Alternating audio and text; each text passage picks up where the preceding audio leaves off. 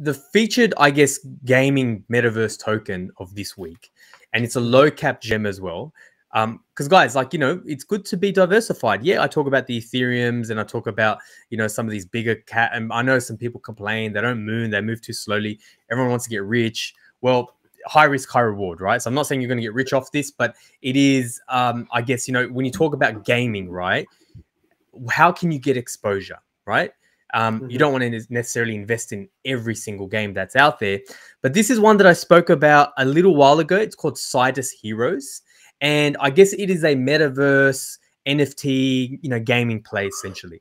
Now, what they kind of, you know, call themselves the first ever WebGL AAA play to earn game, meaning that they believe they're the first game with this level of quality that is play to earn. Now, if you look at something like Axie Infinity, which it can be argued, you know, the network effect does count for something. So Axie Infinity, the game is just like very average. It's a very average looking game, but that doesn't mean it's a bad game. You know, obviously they have this a community. They have a lot of people playing. When you look at something like that, that started at, you know, 2-3 cents and, you know, went all the way to $100, you know, it kind of gives you sort of some pause. But let's kind of look into it a little bit deeper. Now, one thing I will sort of say is, as a side note, they also have this staking feature. Not a lot of NFTs have this. So what you can actually do is you need an NFT to play the game.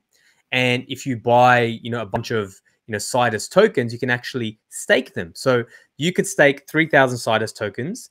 You'll get an APY of 10% and you have to lock it up for 1 year. And to be honest, this is one of those that you would hold for a year anyway. Like you would hold for a while, right? And if it moons, it moons, right? You allocate these risk assets is you allocate a smaller percentage. You allocate your 5%, your 10%. You don't allocate, you know, what you would allocate for an Ethereum, right? Now, at current market level, it's sitting at about, you know, 4-5 cents. So you would need 3,000 SIDUS tokens. That's like $150. Like, you know, people pay that for an NFT anyway, you know, to lock it up, and also kind of forces you not to touch it.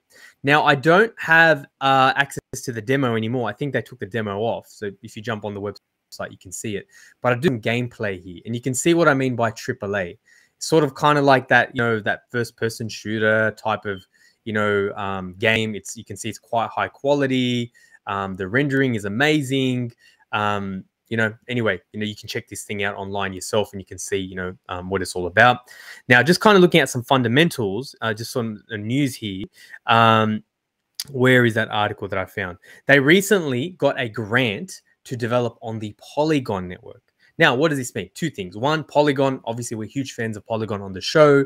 We've spoken about their fund and their growth. They're not just a layer 2 anymore. They're doing a whole bunch of stuff, but also they have a grant and they don't just give it away to anyone. So this tells you, yep, they're integrating with a marquee name like Polygon, but also Ethereum as well. So indirectly, the growth of SIDUS, that's why I say, like, just hold spot ETH if you're lazy. The growth of SIDUS is going to, you know, benefit Ethereum as well because of the utility.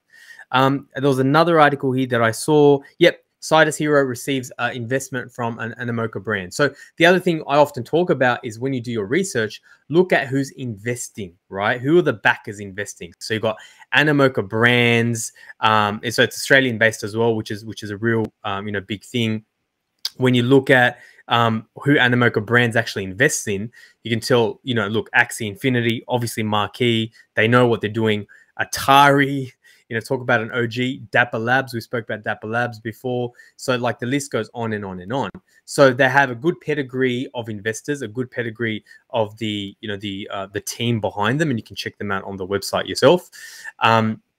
And like right now, like I sort of said, you know, we're sitting at around 4 cents. Now, I probably got in at about 5 cents. I bought most of mine at 6 cents, and it fell down to 5 cents. I bought some more.